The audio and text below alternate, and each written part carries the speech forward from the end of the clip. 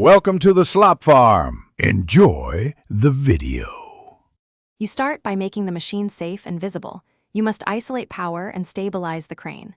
Walk each structural component carefully and document any bent pins, frayed cable strands, hydraulic seepage, or broken fasteners. Once documented, remove obvious debris and free any jammed linkages with controlled force. Make sure to have replacement parts on hand before disassembly. This step prevents escalation and tells you what spares you need, so you can plan the repair sequence without stopping mid-job. Once panels are off, you methodically disassemble the winch assembly and loosen hose fittings to isolate leaks. You need to find whether the issue is mechanical, hydraulic, or electrical. Check drum bearings for play and measure cable drum runout. A subtle wobble explains many issues. Test relays and limit switches with a meter while an assistant operates controls.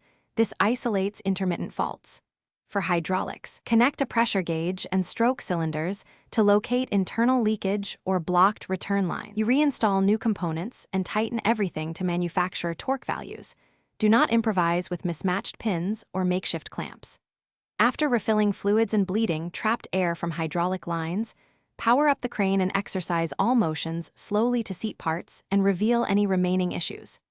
Then conduct incremental load tests, first at low weight, and then increasing to rated loads while watching cables, brakes, and controls. If the crane drifts or noises persist, stop and reinspect the affected system.